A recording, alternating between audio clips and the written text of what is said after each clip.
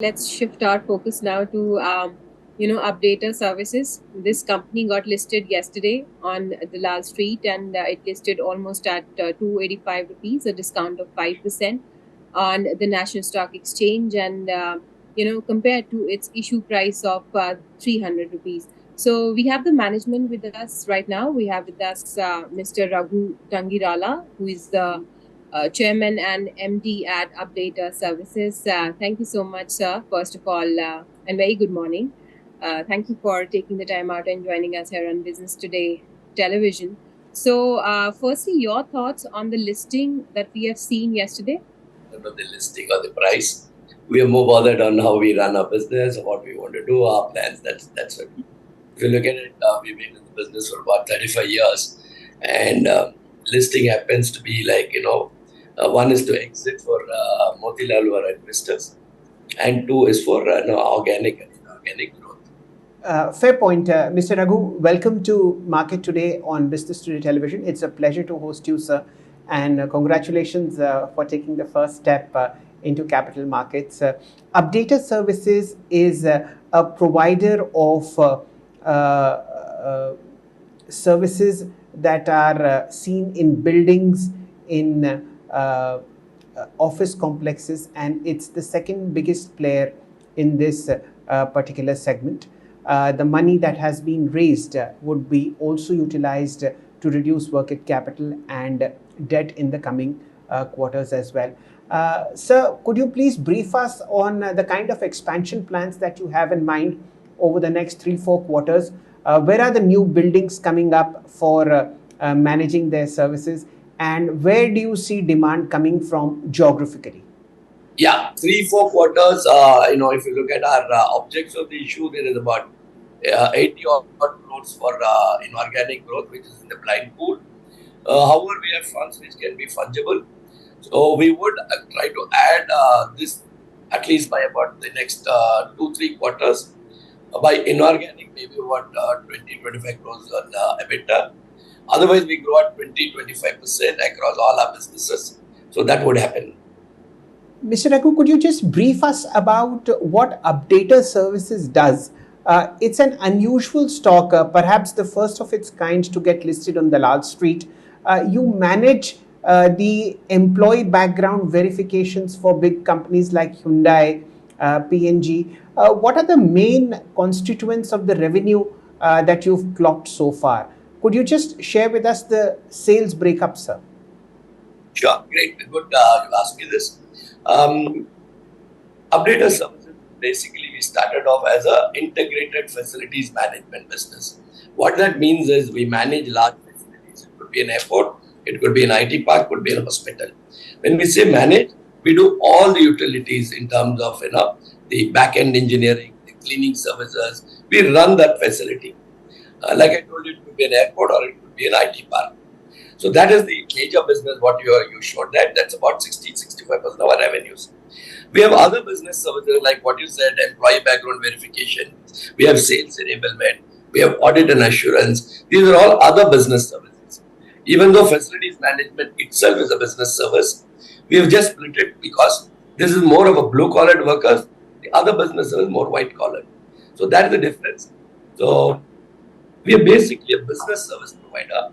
Yes, you're right. We are probably one of the first, but there's also a listed player who does similar to what we do. But however, I think what you said is right. We are unique.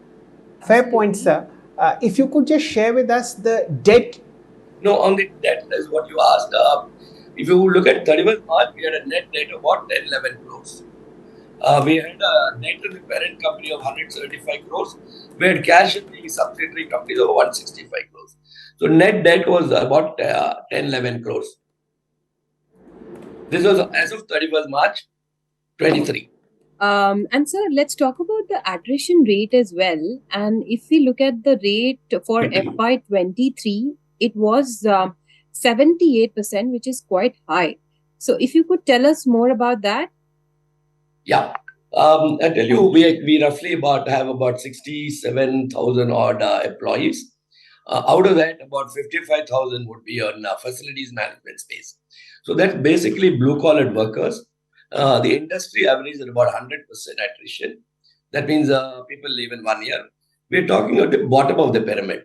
Now, if you look at attrition and if you try to dissect it, it's only people who leave within the first 30 days are the maximum. Because there could be migrant labor, there could be people outside, they don't fit into the job. That is the attrition rate. If you really look at real attrition, because 1 to 30 days, we take it as training period. So this is actually data from the actual books. But if you take the real attrition, it would not be more than 20%. So the maximum of attrition happens between day 0 to day 30. So that the figure is actually misleading as 75, 78%. The real attrition could be close to 20%. Sir, this is Shail this side. A couple of questions on how your revenue stream has grown over the last 2 or 3 years, and that's mainly on account of acquisitions that you've done over the past 36 months. Could you please share with us the guidance as far as revenue is concerned over the next 1 or 2 years, and also how profit after tax will move? I'm a little constrained to give you actual numbers. Uh, However, because you asked the previous, I can tell you, last 3 years we have grown about 20% organically. That means without any acquisition. If you add acquisition, we've grown at 32%. So if you look at 5 years CAGR, organically we've grown 20%. Inorganically, we added about 32%.